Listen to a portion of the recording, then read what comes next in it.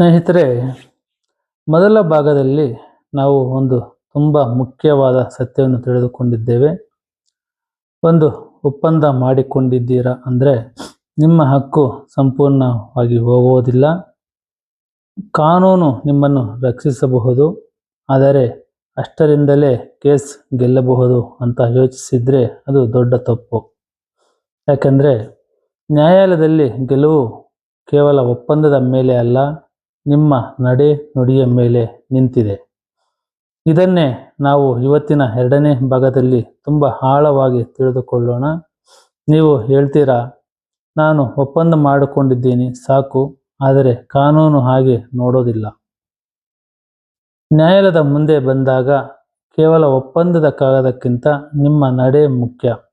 ಅದು ಒಂದು ಪ್ರಶ್ನೆ ಕೇಳುತ್ತದೆ, ನೀವು ನಿಜವಾಗಿಯೂ ಹಣ ಕೊಡೋಕ್ಕೆ ಸಿದ್ಧರಾಗಿದ್ದೀರಾ? Specific relief act 1963 section 16C ಪ್ರಕಾರ ದಾವೇದಾರನು ತನ್ನ ನಿರಂತರ ಸಿದ್ಧತೆ ಮತ್ತು ಸಿದ್ಧ ಮನಸ್ಸನ್ನು ಸಾಬೀತುಪಡಿಸಬೇಕು.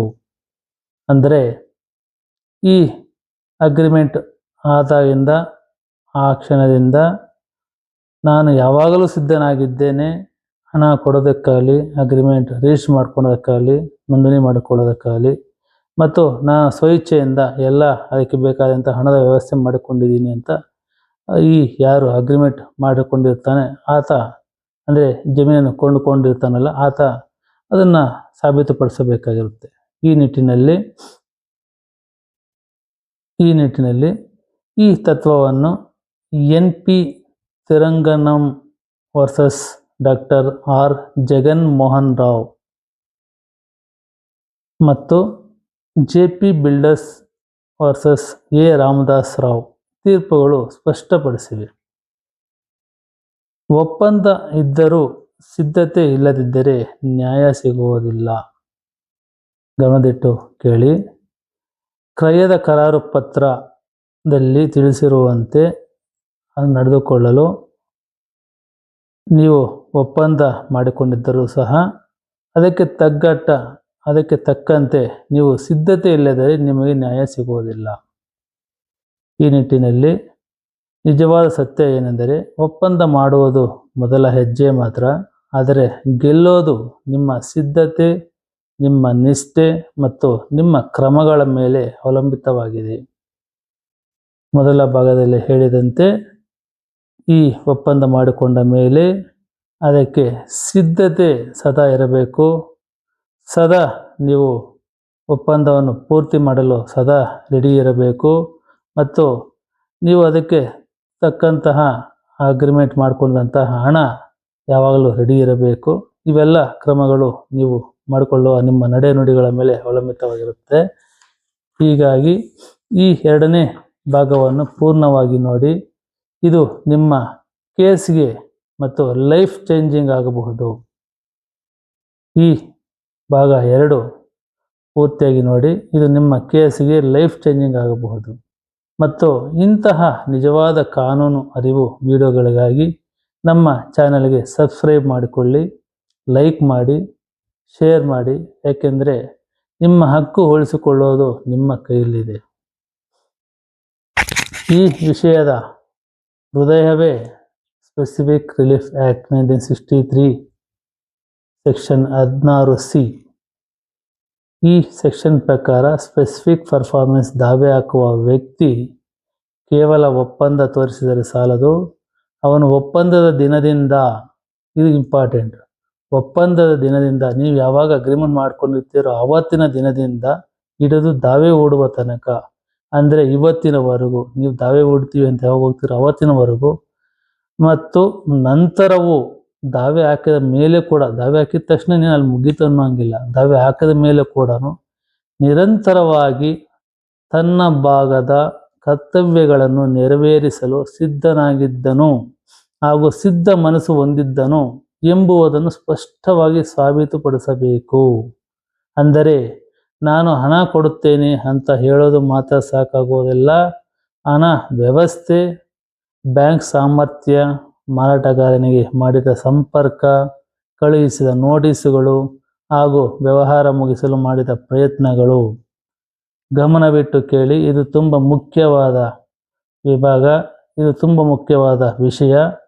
ನೀವು ಕೇಸ್ ಹಾಕೋದು ಮತ್ತು ಅದರ ಮೂಲಕ ನಾವು ಗೆಲ್ಲೋದು ಅಂತ ನೀವು ತಮಾಷೆಗೋ ಇಲ್ಲ ಆಗುತ್ತೆ ಅನ್ನೋ ಅಂಥ ವಿಚಾರದಲ್ಲಿ ಇದನ್ನು ಇಡುವ ಹಾಗಿಲ್ಲ. ಇದು ಕಾನೂನಿನ ಪ್ರಕಾರ ಪ್ರತಿಯೊಂದನ್ನು ಸಾಬೀತುಪಡಿಸಬೇಕಾಗುತ್ತೆ. ಅದರಲ್ಲೂ ಸ್ಪೆಸಿಫಿಕ್ ಪರ್ಫಾರ್ಮೆನ್ಸ್ ಆ್ಯಕ್ಟ್ನ 16C ಕ್ಲಿಯರಾಗಿ ಹೇಳಿದೆ. ಏನೆಂದರೆ, ಏನು ನೀವು ಒಪ್ಪಂದ ಮಾಡಿಕೊಂಡಿರ್ತೀರಿ, ಕರಾರು ಒಪ್ಪಂದ, ಆ ದಿನದಿಂದ ಕೇಸ್ ಫೈಲ್ ಮಾಡುವ ದಿನದವರೆಗೂ ಏನು ನೀವು ಮಾಡಿಕೊಂಡಂಥ ಒಪ್ಪಂದಕ್ಕೆ ಸದಾ ಸಿದ್ಧನಾಗಿದ್ದೇನೆ, ಸದಾ ನಾನು ಅದಕ್ಕೆ ಬೇಕಾಗಿರೋಂಥ ಕರ್ತವ್ಯ ನಿರ್ವಹಿಸಲು ಸಿದ್ಧನಾಗಿದೆ ಅಂತ ಸಾಬೀತುಪಡಿಸ್ಬೇಕು. ಜೊತೆಗೆ ಅದರಲ್ಲಿರುವಂಥ ಕೊಡಬೇಕಾಗಿರೋಂಥ ಹಣ, ಈ ಸೇಲ್ ಡೀಡ್ ಆಗಿರೋಂಥ ಹಣ, ಸೇಲ್ ಕನ್ಸಿಡರೇಷನ್ ಅಮೌಂಟ್ ಎಷ್ಟಿದೆ ಅಂತ, ಆ ಅಮೌಂಟ್ ಕೊಡೋದಕ್ಕೆ ನಾನು ಸದಾ ರೆಡಿ ಇದ್ದೀನಿ ಅಂತ ತೋರಿಸ್ಬೇಕು. ಬರೀ ಹೇಳಿಕೆ ಸಾಕಾಗಲ್ಲ, ಬ್ಯಾಂಕಲ್ಲಿ ಅದು ತಗ್ಗಟ್ಟಾಗಿ ಅಮೌಂಟ್ ಇರೋದನ್ನು ತೋರಿಸ್ಬೇಕಾಗುತ್ತೆ. ಮತ್ತು ಅಮೌಂಟ್ ಇದೆ ಅಂತ ನಾನು ಯಾವಾಗಲೂ ಹೇಳಿ ಅವನಿಗೆ ನೋಟಿಸ್ ಕಳಿಸ್ಬೇಕಾಗುತ್ತೆ. ಆ ನೋಟಿಸ್ ಹೋಗಿರೋಂಥ ದಾಖಲೆಗಳು ಇಟ್ಕೊಂಡಿರಬೇಕಾಗುತ್ತೆ. ಅವೆಲ್ಲ ದಾಖಲೆಗಳು ಕೋರ್ಟಿಗೆ ಸಬ್ಮಿಷನ್ ಮಾಡಿದ್ರೆ ಆಗ ಮಾತ್ರ ನೀವು ನಿಮ್ಮ ನಡೆ ನಿಮ್ಮ ನುಡಿ ಎಲ್ಲ ಕರೆಕ್ಟಾಗಿದೆ, ನೀವು ಅವತ್ತಿಂದನೂ ಸಿದ್ಧರಾಗಿದ್ದೀರಿ ಅಂತ ನ್ಯಾಯಾಲಯ ಊಹೆ ಮಾಡುತ್ತೆ. ಈ ನಿಟ್ಟಿನಲ್ಲಿ ನೋಟಿಸ್ಗಳು ಇವೆಲ್ಲ ಪ್ರಯತ್ನಗಳು ಆದ ಮೇಲೆ as per all this together show readiness and willingness, ಈ ಎಲ್ಲ ಕ್ರಮಗಳನ್ನು ನೋಡಿದಾಗ, ಕಂಡಾಗ, ಸಾಬೀತುಪಡಿಸಿದಾಗ ಮಾತ್ರ ನ್ಯಾಯಾಲಯ all this together show readiness and willingness ಈ ಅಂಶವನ್ನು supreme court NP Thiranganam versus Dr. R. Jaganmohan Rao and JP builders versus A. Ramadas Rao ಪ್ರಕರಣದಲ್ಲಿ ಬಹಳ ಕಠಿಣವಾಗಿ ಹೇಳಿದೆ. ಇದು ತುಂಬ ಮುಖ್ಯವಾದಂಥ ಸೈಟೇಷನ್ಸ್ ಇವು. ಈ ಪ್ರಕರಣಗಳಲ್ಲಿ ಕಠಿಣವಾಗಿ ಇವು ಅಂತ ಹೇಳಿವೆ. ಇದರ ಪ್ರಕಾರ ನಿರಂತರ ಸಿದ್ಧತೆ ತೋರಿಸಲಿಲ್ಲ ಅಂದರೆ ಒಪ್ಪಂದ ಇದ್ದರೂ ಸ್ಪೆಸಿಫಿಕ್ ಪರ್ಫಾರ್ಮೆನ್ಸ್ ಸಿಗೋದಿಲ್ಲ. ಇದು ಖಡಾಖಂಡಿತವಾಗಿ ಹೇಳ್ಬಿಟ್ಟಿದೆ.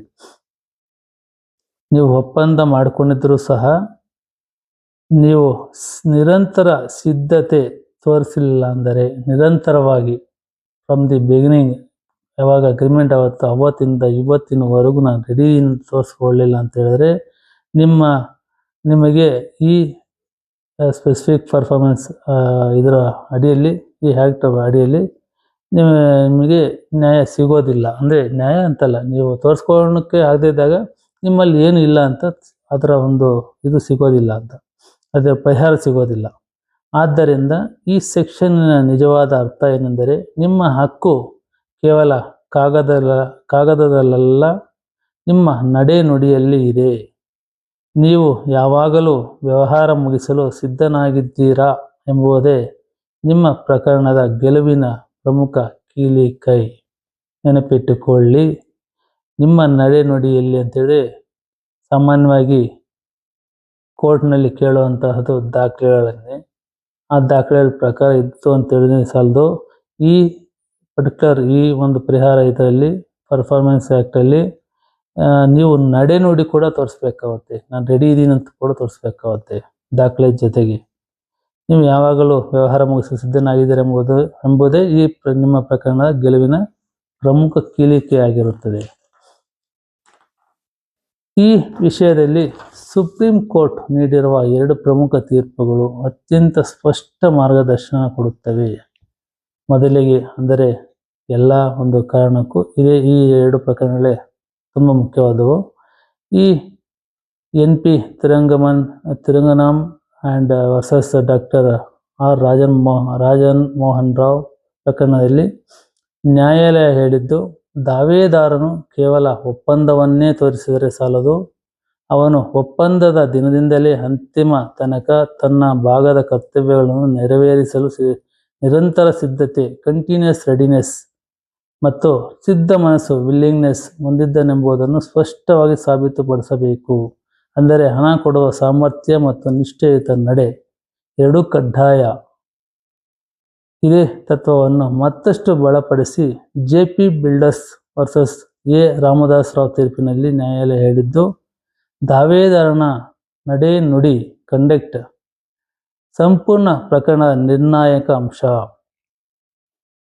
ಈ ನಿಮ್ಮ ಕರಾರು ಪತ್ರದಂತೆ ತೀರ್ಪು ನೀವೇನು ಕೋರ್ಟ್ಗೆ ನ್ಯಾಯಾಲಯಕ್ಕೆ ಒಂದು ಪ್ರಕರಣ ದಾಖಲಿಸಿರ್ತೀರೋ ಆ ಪ್ರಕರಣಕ್ಕೆ ಮೂಲವಾದ ಒಂದು ನಿಮ್ಮ ಪರವಾಗಿ ಕೇಸ್ ಗೆಲ್ಲಬೇಕೆಂದರೆ ಈ ಒಂದು ಸೆಕ್ಷನ್ 16C ಏನು ಹೇಳಿದೆ ಅದನ್ನು ಫುಲ್ಫಿಲ್ ಮಾಡಬೇಕು. 16C ಫುಲ್ಫಿಲ್ ಮಾಡಬೇಕು. ಅದರಲ್ಲಿ ಇರುವಂತಹ ಎಲ್ಲ ಕಂಡೀಷನ್ಸ್ ಫುಲ್ಫಿಲ್ ಮಾಡಿರಬೇಕು. ಅದನ್ನೇ ಈ 2 ತೀರ್ಪಿನಲ್ಲಿ ಹೇಳಿರುವಂಥದ್ದು. ಈ 2 ತೀರ್ಪುಗಳೇ ನಿಮ್ಮ ಕೇಸ್ನ ಮಹತ್ವದ ಒಂದು ಅಂಶವಾಗಿದೆ. ಈ ನಿಟ್ಟಿನಲ್ಲಿ ಈ ರಾಮದಾಸ್ ವಿಚಾರ ಆದಮೇಲೆ ದಾವೇದನ ನಡೆನುಡಿ ಕಂಡಕ್ಟ್ ಸಂಪೂರ್ಣ ಪ್ರಕರಣ ನಿರ್ಣಾಯಕ ಅಂಶ. ಅವನು ವ್ಯವಹಾರವನ್ನು ಮುಗಿಸಲು ನಿಜವಾದ ಆಸಕ್ತಿ ತೋರಿಸಿದ್ದಾನೆಯೇ ಅಥವಾ ಕೇವಲ ಕಾಗದದ ಮೇಲೆ ಹಕ್ಕು ಹಿಡಿದಿದ್ದಾನೆಯೇ ಎಂಬುದನ್ನು ಕೋರ್ಟ್ ಪರಿಶೀಲಿಸುತ್ತದೆ. ನೋಡಿ, ಇಲ್ಲಿ ಇನ್ನೊಂದು ಮುಖ್ಯವಾಗಿ ಹೇಳಬೇಕು ಅಂತ ಹೇಳಿದ್ರೆ, ನೀವು ಕೇವಲ ದಾಖಲೆಯನ್ನು ಕೊಟ್ಟರೆ ಪ್ರಯೋಜನ ಇಲ್ಲ. ಬರೀ ಪೇಪರಲ್ಲಿ ದಾಖಲೆ ಅಂತ ತೋರಿಸ್ಬಿಟ್ಟು ಅದನ್ನು ಕೋರ್ಟಲ್ಲಿ ನೀವು ಮರೆಮಚ್ಚಕ್ಕಾಗಲ್ಲ. ಕೋರ್ಟ್ ಗಮನಿಸೋದು ಏನಪ್ಪ ಅಂತ ಹೇಳಿದ್ರೆ, ಏನು ಅಗ್ರಿಮೆಂಟ್ ಅಗ್ರಿಮೆಂಟ್ ಮಾಡ್ಕೊಂಡಿದ್ದಾರೆ, ಅದ್ರ ಪ್ರಕಾರ ರೂಲ್ಸ್ ಮಾಡ್ಕೊಂಡಿದ್ದಾರೆ, ಅದ್ರ ಪ್ರಕಾರ ಓಕೆ, ಅದ್ರ ಪ್ರಕಾರ ಸಿದ್ಧತೆ ಇಲ್ಲ, ಇನ್ನು ಮಾಡಿಕೊಟ್ಟಿಲ್ಲ ಅಂತ ಹೇಳ್ತೀರಾ, ಅದು ಓಕೆ. ಅವೆಲ್ಲ ಬರೀ ಕೇವಲ ನೋಡುತ್ತಷ್ಟೇ. ಬಟ್ ನಿಜವಾಗೂ ಅದು ಬೇಕಾಗಿರೋಂಥದ್ದು, ನಿಜವಾಗಿ ಕೋರ್ಟ್ಗೆ ನೀವು ಸಾಬೀತು ಮಾಡಬೇಕಿರೋದು readiness and willingness, very important of both subjects. ಅವೆರಡು ತೀರ್ಮಾನ ನೀವು ಕೋರ್ಟ್ ಸಾಬೀತುಪಡಿಸಿಲ್ಲ ಅಂತ ಹೇಳಿದ್ರೆ ನಿಮ್ಮ ಎಲ್ಲ ದಾಖಲೆಗಳು ಉಪಯೋಗಕ್ಕೆ ಬರೋದಿಲ್ಲ. ಈ ನಿಟ್ಟಿನಲ್ಲಿ ತೋರಿಸಿದ್ದಾನೆ ಅಥವಾ ಕಾಗದ ಮೇಲೆ ಹಕ್ಕು ಹಿಡಿದೇನೆ ಎಂಬುದನ್ನು ಕೋರ್ಟ್ ಪರಿಶೀಲಿಸುತ್ತದೆ. ಆದ್ದರಿಂದ ಈ 2 ತೀರ್ಪುಗಳು ಒಂದೇ ಮಹತ್ವದ ಸಂದೇಶ ಕೊಡುತ್ತವೆ. ಒಪ್ಪಂದ ಒಂದು ಆರಂಭ ಮಾತ್ರ, ಆದರೆ ಗೆಲುವು ನಿಮ್ಮ ನಿರಂತರ ಸಿದ್ಧತೆ ಮತ್ತು ಪ್ರಾಮಾಣಿಕ ನಡೆ ಮೇಲೆ ಅವಲಂಬಿತವಾಗಿದೆ. ಈ ನಿಟ್ಟಿನಲ್ಲಿ ಒಪ್ಪಂದಕ್ಕಿಂತ ನಿಮ್ಮ ನಡೆ ಮುಖ್ಯ. ಇದು ಕೇವಲ ಡೈಲಾಗ್ ಅಲ್ಲ, ಕೋರ್ಟಿನಲ್ಲಿ ಗೆಲುವಿನ ನಿಜವಾದ ನಿಯಮ.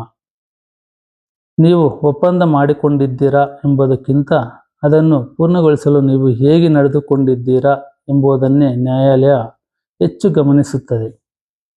ನೀವು ಹಣ ಸಿದ್ಧಪಡಿಸಿದ್ದೀರಾ, ಮಾರಾಟಗಾರರನ್ನು ಸಂಪರ್ಕಿಸಿದ್ದೀರಾ, ನೋಟಿಸ್ ಕಳಿಸಿದ್ದೀರಾ, ವ್ಯವಹಾರ ಮುಗಿಸಲು ನಿರಂತರ ಪ್ರಯತ್ನ ಮಾಡಿದ್ದೀರಾ ಎಂಬುದೇ ನಿಮ್ಮ ಹಕ್ಕಿನ ಬಲವನ್ನು ತೋರಿಸುತ್ತದೆ. ಇನ್ನೊಮ್ಮೆ,